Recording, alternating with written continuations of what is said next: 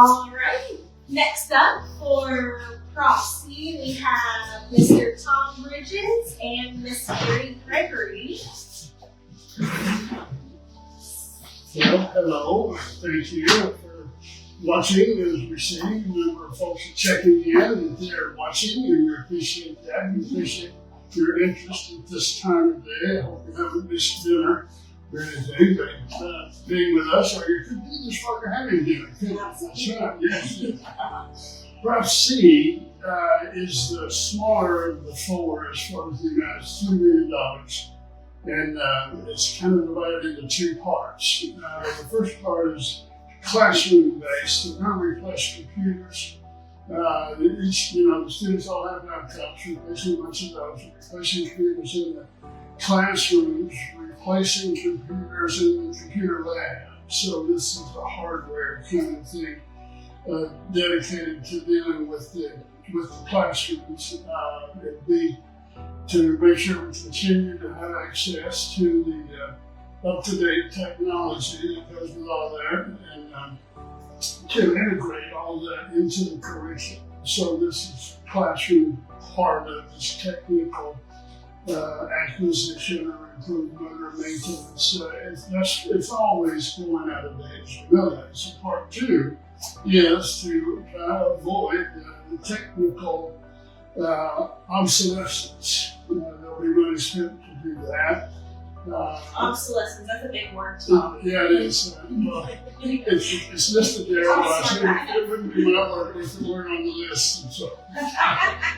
But there's also a security component here. And I know if you look around for what happens, of course, they had to build fencing and do all kind of physical security. But this technical stuff also has secure issues too.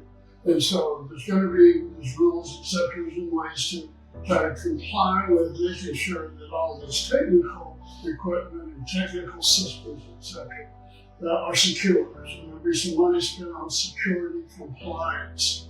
And then the network for the entire district, there's an infrastructure there that always has to have attention. So funds go into that. There are telecommunication systems, AV equipment, and some interactive displays, all of which are part of this technical expenditure that would go with C.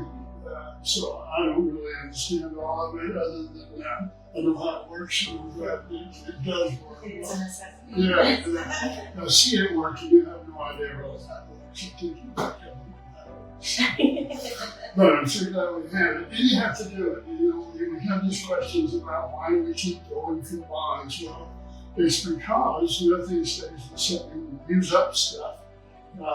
Advances in technology, especially, just rapid. And so you can't just stay in one place.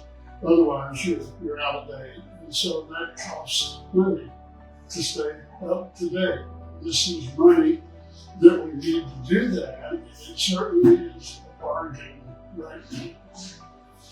Well, and just to add to what Tom said as far as the necessity of spending the money on technology and why we choose to put things like this on a bond as opposed to just paying for it out of our regular fund balance.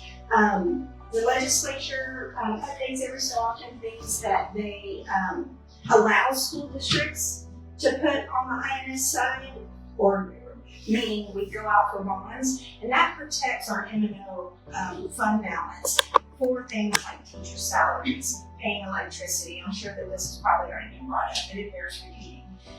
The day-to-day operations, and then the amount, the more we can move to bonds and to the INS side, the more it protects our fund balance for things like teacher salaries, right, and our day-to-day operating expenses.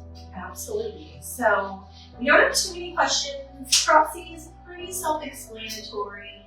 But we did have someone. Can I add one Oh, more thing? absolutely. Quick on proxy. Several years ago during COVID is when the district, out of necessity, went to one-to-one devices for all of our students.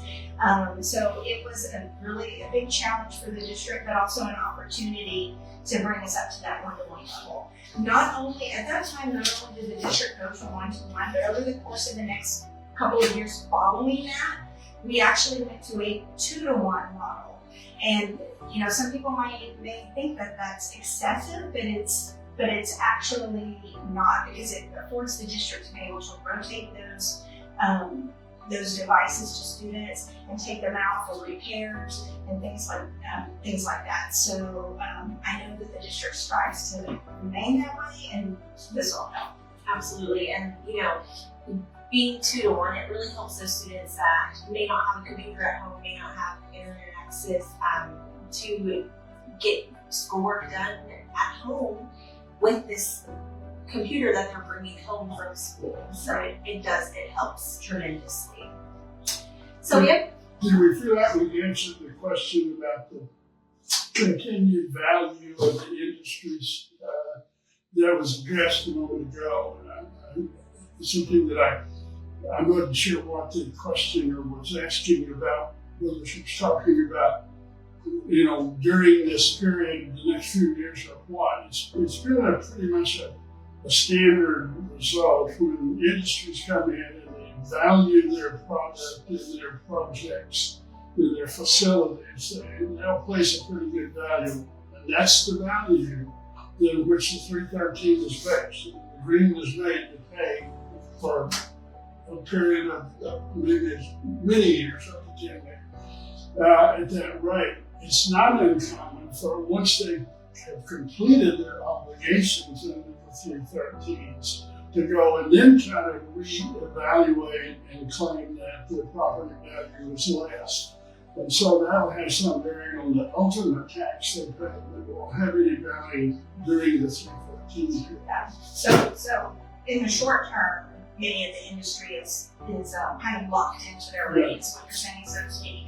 And once the 313 start expiring, that is a risk that, you know, they may start reducing their values, and it may adjust that number slightly, but we don't anticipate any big shifts. Right, and of course that will be even no money anyway. It won't be money, but they just start paying their tax up. You know, the tax they pay that's not what was the 313. Then a lot of this could end up being recaptured anyway. Right, because for INS, they're taxing full value. Yeah. absolutely. So we have someone asking, besides the new TM Pond, are there any plans to expand the other elementaries? I know we are growing and the schools are feeling fast. Yes.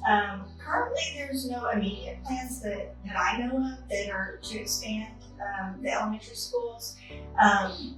TM Clark is a concern that I've heard from the community, and I know that is something that the district is looking at.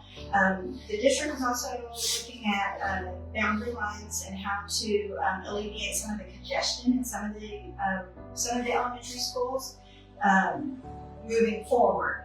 Also, the fact that we recently opened the Early Childhood Center has greatly alleviated our elementary schools as is. And so this next year is going to be crucial to kind of see where everything kind of settles out after the opening of the Early Childhood Center. Right. So kind of an ambiguous answer, I apologize for that, but it is being looked at. Perfect, thank you. Well, thank you all for being here. It looks like we have 2 more giveaways. Make sure you're commenting and sharing the post. We have 2 giveaways from